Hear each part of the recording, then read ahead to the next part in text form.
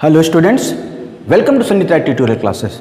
तो स्टूडेंट्स, इसके पहले वाले लेक्चर में हम लोगों ने ये देखा था कि मेंडलीव के पीरियोडिक टेबल से कितने सारे केमिस्ट्री के दुनिया में ड्रेस्टिक चेंजेस आ रहे थे, लेकिन उनका ये जो एक्सपेरिमेंट था वो बहुत समय तक केमिस्ट्री की दुनिया पर राज नहीं कर पाया, क्योंकि रिसर्च ऑलवेज कैरी ऑन। और रिसर्च जब ऑलवेज कैरी ऑन होता है तो हमेशा आपकी ही गई खोजी गई चीज़ों को और बारीक खोजती चली जाती है। और उन्हीं बारीक खोजों में से एक जो सबसे महानतम खोज हुई वो हेनरी मोज़ले द्वारा हुई। हेनरी मोज़ले एक्सरे डिफ्रैक्शन टेक्निक का यूज कर रहे थे अलग अलग एलिमेंट्स के स्पेक्ट्रम के ऊपर। वो एक्चुअल में ये जानना चाह रहे थे कि जब मैं एक्सरे को किसी एलिमेंट्स पे डालूंगा तो उनसे जो इमिटिंग इलेक्ट्रॉन के जो स्पेक्ट्रम्स होंगे उनके पैटर्न क्या क्या होंगे। और वहीं पर उन्होंने देखा कि जब वो किसी भी एलिमेंट्स को बदल बदल करके वो एक्सरे डिफ्रैक्शन टेक्निक कर रहे थे, तब बार बार उनको एक्सरे के जाने से उनको वो पैटर्न भी चेंज नजर आ रहे थे। और मजे की बात तो तब हुई जब उन्होंने एक ही एलिमेंट के आइसोबार और आइसोटोप्स का इस मेथड से जब डिफ्रैक्शन किया तो उन्होंने देखा सबसे पहले कि जो आइसोबार को रख के देखते थे तो आइसोबार में वो पैटर्न पूरी तरह से सेम नहीं होता था, वो अलग अलग बनते थे। लेकिन जब आइसोटोप्स को रखते थे जिनके एटॉमिक मास अलग अलग होते थे लेकिन उनके पैटर्न सेम बनते थे, और उन्होंने इसी रिसर्च के आधार पर यह कहा कि एक्चुअल में किसी भी एलिमेंट की जो फिजिकल और केमिकल प्रॉपर्टी होती है वो उसके एटॉमिक नंबर पे डिपेंड करती है, ना कि एटॉमिक मास पे।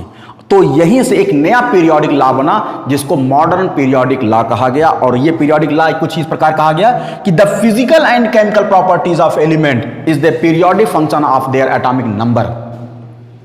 मतलब किसी भी एलिमेंट की जो फिजिकल और केमिकल प्रॉपर्टी होती है वो उसके एटॉमिक नंबर पर डिपेंड होती है। और उस साल 1930 में हेनरी मोज़ले को एटॉमिक नंबर की डिस्कवरी के लिए और एटॉमिक नंबर की वजह से किसी एटम में होने वाले चेंजेस के लिए नोबेल प्राइज दिया गया। और यह प्रूफ कर दिया कि किसी भी एलिमेंट की फिजिकल और केमिकल प्रॉपर्टी का कैरेक्टरिस्टिक फीचर होता है उसका एटॉमिक नंबर, ना कि एटॉमिक मास। अब जब यह बात प्रूफ हो गई तो पूरी पीरियोडिक टेबल को फिर से बदलनी पड़ गई। उसमें से मेंडलीव के जो कोलैबोरेटर्स थे, जो उनके एसोसिएटर्स थे, उन्होंने मेंडलीव के पीरियोडिक टेबल को मोज़ले के पीरियोडिक लॉ के अकॉर्डिंग रखने की भी कोशिश की, लेकिन वो उतना सक्सेसफुल नहीं रहा। तब फिर मॉडर्न पीरियोडिक टेबल का जन्म होता है जिसको हम लोग लॉन्ग फॉर्म पीरियोडिक टेबल कहते हैं, जो हेनरी मोज़ले के एटॉमिक नंबर पर बेस्ड था। तो चलिए देखते हैं मॉडर्न पीरियोडिक टेबल कैसा था। तो स्टूडेंट्स, आज आते हैं मॉडर्न पीरियोडिक लॉ पे। मॉडर्न पीरियोडिक लॉ में जब ये कहा गया कि एलिमेंट की the physical and chemical property of element is the periodic function of their atomic mass, तब इस सेंटेंस को एक्सप्लेन किया गया। और एक्सप्लेनेशन में ये बातें निकल करके सामने आई कि when elements are arranged into their increasing order of atomic number then after a regular intervals it repeat their chemical properties. ये कंक्लूजन निकल करके आया और जिसको मॉडर्न पीरियोडिक लॉ भी कहा गया। लेकिन अब क्वेश्चन है इससे कुछ सारे फैक्ट्स निकल करके आ रहे थे, बहुत सारे कंक्लूजन या कंट्राडिक्शन निकल करके आ रही थी, और वो कंट्राडिक्शन को मैंने इंपॉर्टेंट फैक्ट्स का नाम दिया। अब उस इंपॉर्टेंट फैक्ट्स में जो पहला वर्ड आया कि चूंकि मॉडर्न मेंडलीव के पीरियोडिक टेबल को अगर किसी ने डिस्ट्रॉय करके एक नया पैरामीटर स्थापित किया, किसने स्थापित किया था? मोज़ले ने। उन्होंने एटॉमिक नंबर की डिस्कवरी की थी। तो रिसर्चर्स ने, क्योंकि सबसे स्मॉलेस्ट यूनिट एटॉमिक नंबर को उन्होंने जब घोषित किया तो रिसर्चर्स ने मेंडलीव के पीरियोडिक टेबल में एटॉमिक मास की जगह पे एटॉमिक नंबर पुट किया। और जब एटॉमिक नंबर पुट किया तो एक नया पीरियोडिक टेबल बनना शुरू हुआ। अब उसके अकॉर्डिंग कुछ नए नए कंक्लूजन्स क्रिएट हुए। पहला, modern periodic table is based on Moseley atomic number, तो इसलिए बहुत सारे लोग इसको मोज़ले का पीरियोडिक टेबल भी कहते हैं। कोई कंफ्यूजन? अब उसके बाद मॉडर्न पीरियोडिक टेबल जो था वो एक और चीज को अपने आप फॉलो कर रहा था। जब एलिमेंट्स को मॉडर्न पीरियोडिक टेबल में अरेंज किया गया तो 2, 8, 18, 32 इस प्रकार का पैटर्न वो अरेंज कर रहा था पीरियोडिक टेबल में, जब उनको पीरियड वाइज अरेंज किया जा रहा था। तो हर एक पीरियड में जब नंबर ऑफ एटम गिना गया तो एलिमेंट्स गिना गया, तो पहले पीरियड में 2, दूसरे पीरियड में 8, तीसरे पीरियड में भी 8, चौथे पीरियड में 18, पांचवें पीरियड में 18, सातवें पीरियड में 32, ऐसे ऐसे अरेंजमेंट पा रहा था। और ये ठीक वही पैटर्न था जो बोर ने अपने इलेक्ट्रॉनों के अरेंजमेंट में दिया था। तो इस नाते बहुत सारे रिसर्चर्स इन्होंने इसको कहा कि ये बोर्स पीरियोडिक टेबल, ये बोर्स पीरियोडिक टेबल। उसकी वजह जब अगर कोई ये पूछे कि आखिर मॉडर्न पीरियोडिक टेबल को कंस्ट्रक्ट किसने किया, तो मॉडर्न पीरियोडिक टेबल जो कंस्ट्रक्ट किए थे वो 3 साइंटिस्ट थे, रैंक, वार्नर और बरी। ये 3 साइंटिस्ट हैं जिन्होंने मॉडर्न पीरियोडिक टेबल को कंस्ट्रक्ट किया। तो स्टूडेंट्स आ जाते हैं characteristics of modern periodic table. तो मेंडलीव के पीरियोडिक टेबल के बाद जो मॉडर्न पीरियोडिक टेबल है उसकी क्या क्या लक्षण आप देखते हैं या कैसे आप ये पहचानेंगे कि ये मॉडर्न पीरियोडिक टेबल है। तो देखिए स्टार्ट करते हैं। तो इसमें जो सबसे पहला कैरेक्टरिस्टिक फीचर है कि modern periodic table is based on increasing order of atomic number.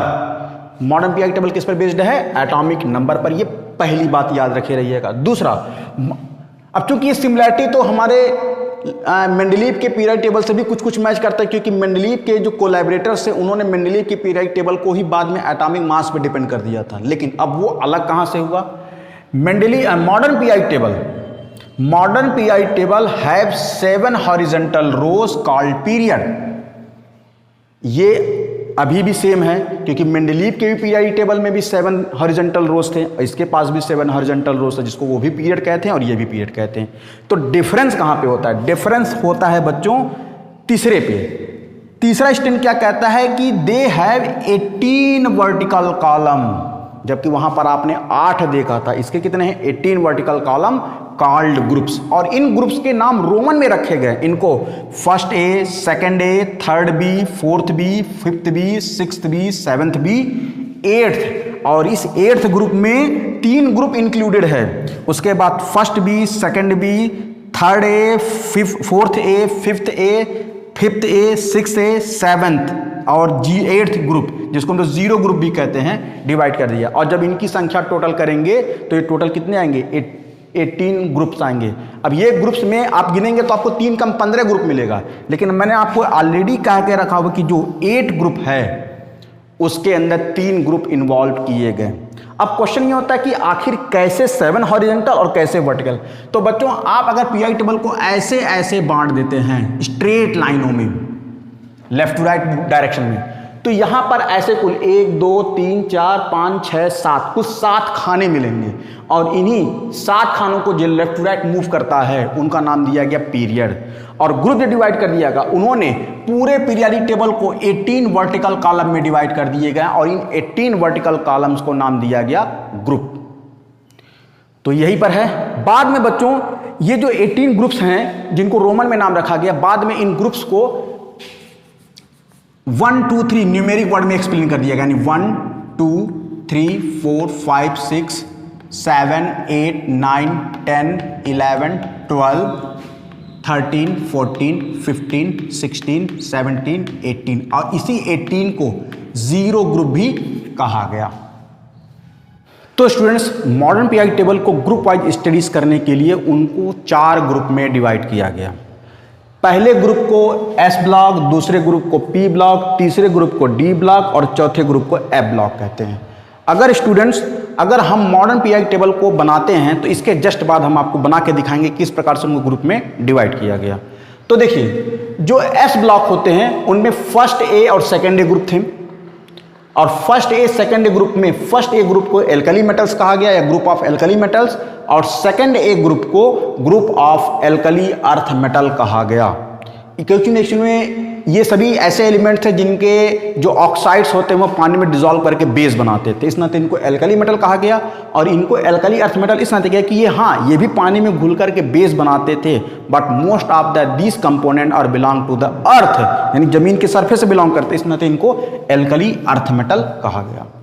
उसके बाद पी ब्लॉक को डिवाइड किया गया 6 ग्रुप में, जिसको third A, fourth A, fifth A, sixth A, seventh A और 8th ग्रुप, यानी जिसको 0 ग्रुप में डिवाइड किया गया। और इसी को बाद में IUPAC ने कह दिया कि अगर आप रोमन नहीं बोल पाते हैं इसको 13, 14, 15, 16, 17 और 18 ग्रुप में आप डिवाइड कर सकते हैं। मतलब ये टोटल 6 ग्रुप है। और पी ब्लॉक ग्रुप को group of non metal and metalloids भी कहा जाता है, क्योंकि most of the non metals और मेटलॉइड्स इसी ग्रुप में पाए जाते हैं। उसके बाद बच्चों डी ब्लॉक ग्रुप को डिवाइड किए गए 10 ग्रुप में डिवाइड किए गए। डी ब्लॉक को 10 ग्रुप में डिवाइड किए गए। इनको ग्रुप ऑफ मेटल्स भी कहते हैं और इनको 3, 4, 5, 6, 7, 8, 9, 10, 11, 12 इसमें डिवाइड किया गया। और जो सबसे लास्ट में डिवाइड किया गया, जो अभी तक कंट्राडिक्टिंग है, वो है एफ ब्लॉक।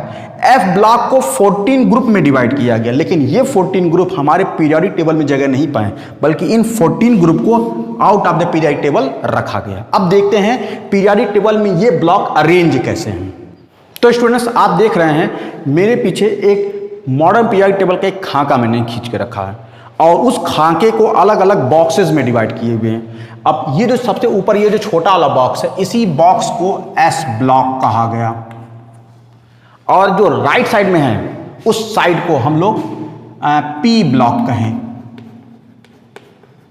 और जो एस और पी ब्लॉक के बीच में जो पाया जाता है उसको हम लोगों ने डी ब्लॉक कहा, और जिसको पीरियोडिक टेबल में मैंने सबसे बाहर रखा इसको मैंने एफ ब्लॉक कहा।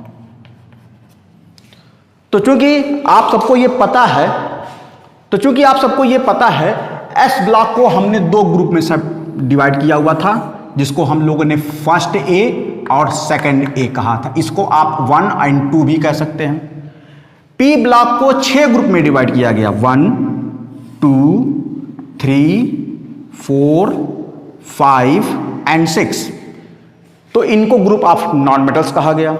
और डी ब्लॉक को 10 ग्रुप में डिवाइड किया गया, 1, 2, 3, 4, 5, 6, 7, 8, 9 एंड 10।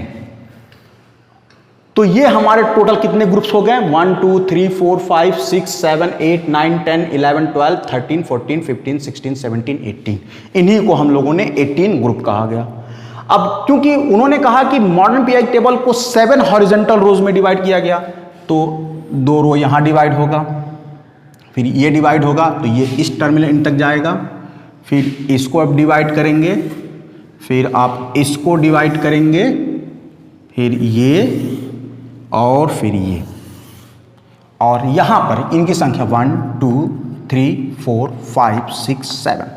तो यहां पर कुल 7 हॉरिजॉन्टल रोज थे जिनको ग्रुप कहा गया, और जिसमें से एफ ब्लॉक पूरे पीरियोडिक टेबल में बाहर था, और इनमें ये 2 कैटेगरीज के ग्रुप थे जिनको कुल 14 ग्रुप में डिवाइड किया गया, 1, 2, 3, 4, 5, 6, 7, 8, 9, 10, 11, 12, 13, 14।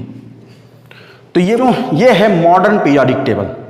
तो स्टूडेंट्स, पीरियड वाइज स्टडी के लिए पीरियोडिक टेबल को हम 7 पीरियड में स्टडी कर सकते हैं।